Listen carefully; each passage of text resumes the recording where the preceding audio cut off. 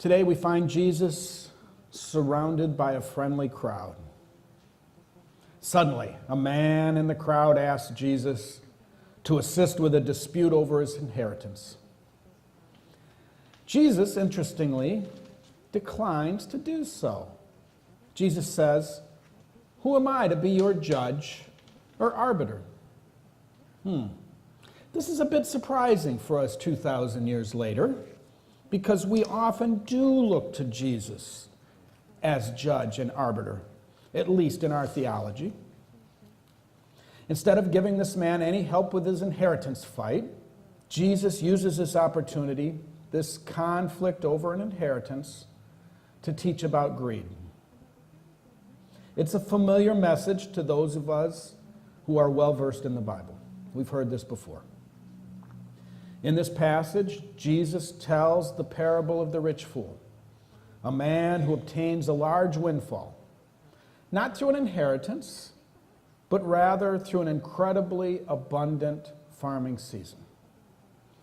The man uses the windfall only for himself, and then God appears in this parable and actually calls the man a fool. Now, God's direct voice in this Jesus parable is unique. Jesus tells a lot of parables, but this is the only one that includes the direct voice of God as part of the parable itself. The message of this parable, however, is not unique, is it? We encounter this message about greed frequently in the Bible.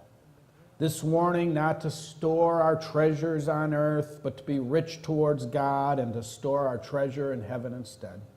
For example, Jesus elsewhere says it's easier for a camel to fit through the eye of a needle than for a rich man to enter heaven. In fact, many of us have heard this message so often that we can become somewhat deaf to it. This message that how we use our money, how we view our money, how we earn our money, are absolutely central to our spiritual path. At the end of the parable, Jesus sums up the story, sums up the parable, by reminding us that those who store up treasures for themselves, but who are not rich towards God, are foolish. How we use our money, our wealth, our gifts, is a real and vital measure of how deeply we believe in God and the depth of our connection to that reality. That's one of the big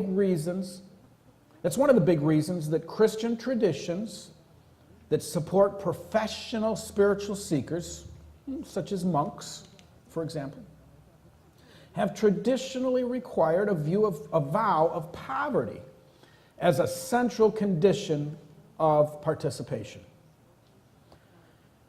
If money and wealth are our primary goal in life, we have some difficult soul searching to do when we encounter a biblical text like this one. And this is a particularly important consideration for Americans who have been raised in a consumer economy that uses creative media to tempt us with all the hollow wonders that come with wealth. In today's parable, the event that triggers an attack of greed is a windfall in crops. Jesus chooses a windfall to illustrate this message, knowing that it's a particularly easy way for someone to succumb to greed. Humans are highly susceptible to greed to begin with. It's part of our makeup. Like with so many parables, Jesus is not telling this as a story about just one particular real-life greedy person. That's not the point here. Jesus is telling this story about the greediness that naturally lies in each of us personally. Have you ever wished for a windfall of money?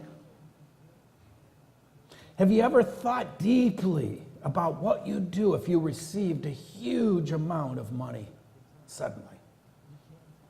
It's not important where the large sum of money comes from: an inheritance, the lotto, a corporate liability suit. The impact on us human beings is often the same.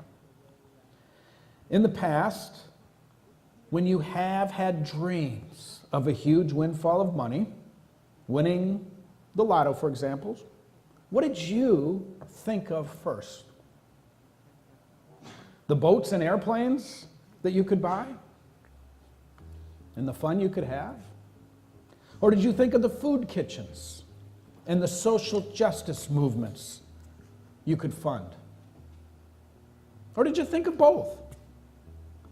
Each of us is at a different place on our spiritual journey, so each answer will be different. That's okay. If we're growing spiritually based on biblical principles such as this, you would expect that we as a people would be growing less and less selfish and more collaborative in our thinking and our actions.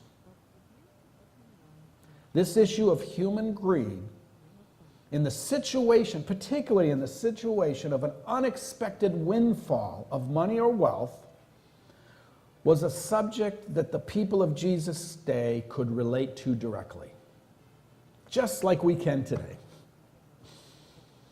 But have we grown more selfish since Jesus' day, or less so? And how can we tell? Can we grow less foolish as a people? It's a difficult question, since our economy and much of our society is built on the acquisition of material goods rather than the acquisition of spiritual fruits. We put a very high value on material gifts. If you win the lottery or inherit millions, you'll likely be famous. You'll probably be on TV, at least for a while. If God gives you a sudden abundance of spiritual gifts, which does happen, will the media notice? Spiritual gifts and material gifts do not necessarily have to be mutually exclusive, but often they are. After 2,000 years of studying the Bible, how is it that we as a people still struggle so deeply with this issue? If someone asks you what your net worth is, would you provide a cash figure as if your net worth were actually describable in money?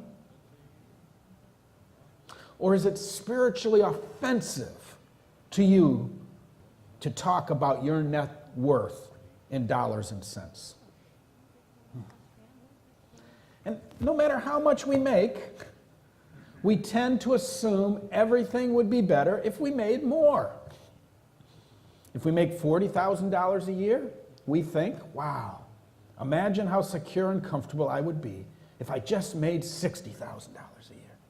Don't we? It's a vicious circle that leads to this American reality that our standard of living tends to expand to absorb all the available income, usually and too often leaving us with little to use to help others. How is it that we as a culture still seem to value material gifts more than we value spiritual gifts? Some blame our animal instincts and evolution. For many years, scientists and economists have assumed that humans are selfish by nature. But this scientific understanding has started to change over the last 20 years. Interestingly, the Michigan State University Department of Evolutionary Biology has been studying this assumption for some time. This assumption that selfishness is the natural result of evolution. They actually released their study just this week. Does evolution favor selfishness or collaboration? The conclusion of this MSU study was that evolution actually favors collaboration, not selfishness. Now, they also found that evolution does not favor meanness either. I have to wonder if there's a direct connection between selfishness and meanness.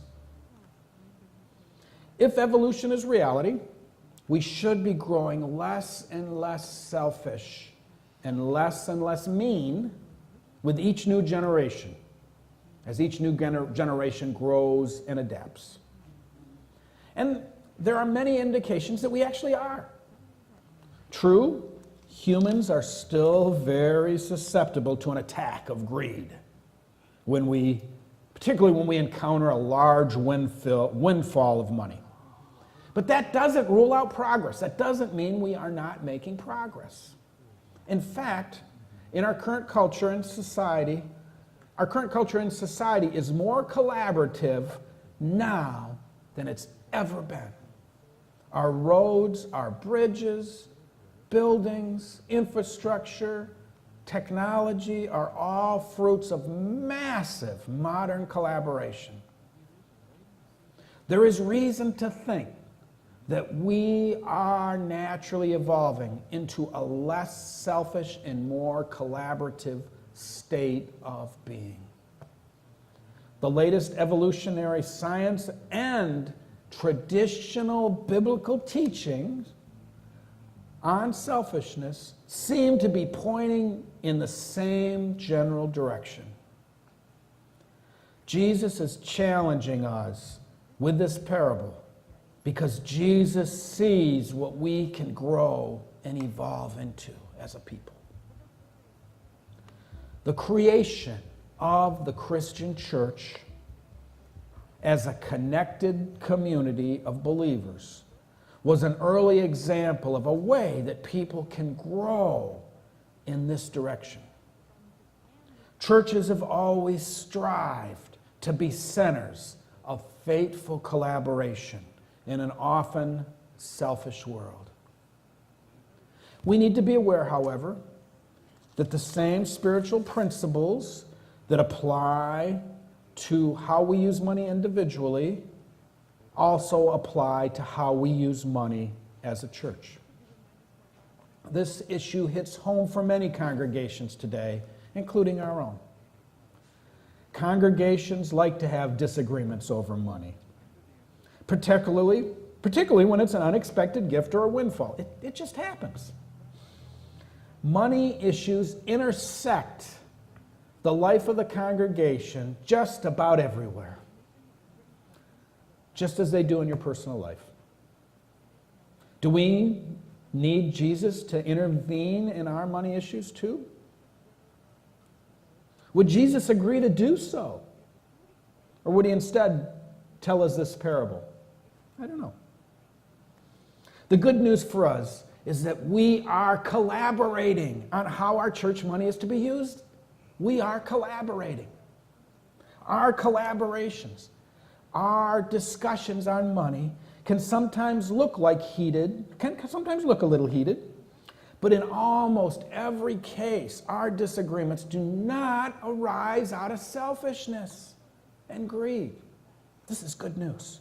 Our church discussions on money instead are around competing ideas on how to be good stewards and how to be rich towards God. We as a church are not the rich fool. We're not. Rather, we represent the opposite of a selfish approach by our very existence and by our collaborative, although sometimes slow, decision-making process. As long as we are openly discussing how to be rich towards God with our resources and our inheritance, we are walking the path that Jesus has put us on. We need to keep this idea of being rich towards God at the center of our money discussions, both as a church and as individuals.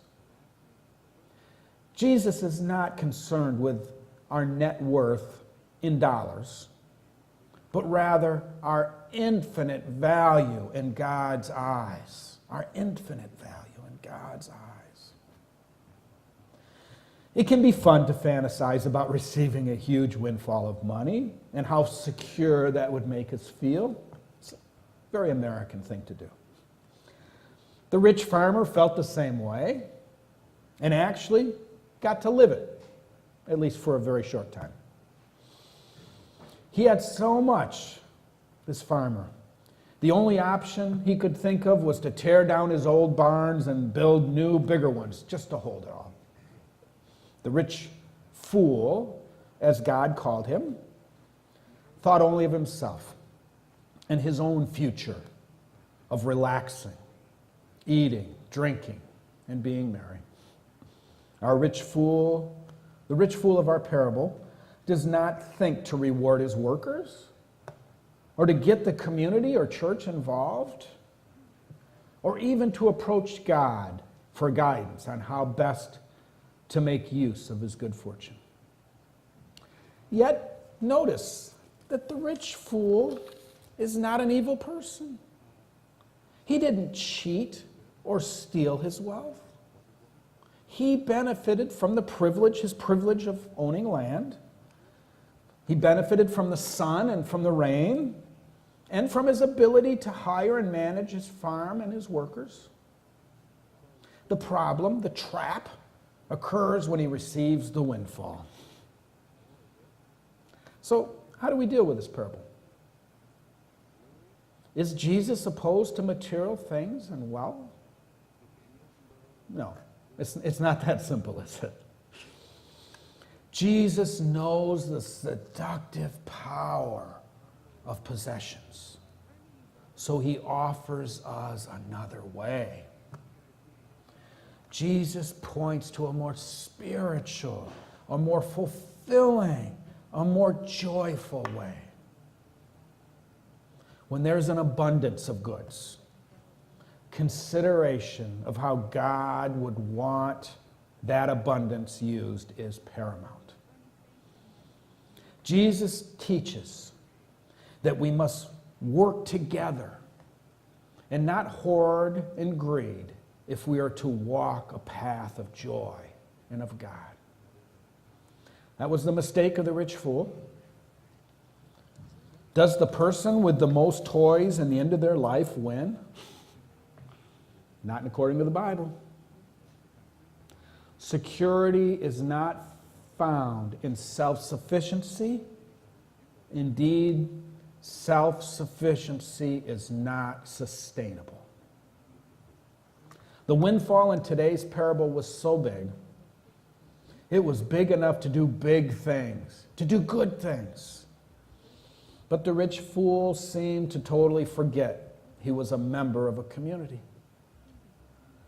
By your presence here today, by your support of this community, by your participation, prayers, worship, your sacrifices, your money, you stand as a demonstration of this parable's remedy.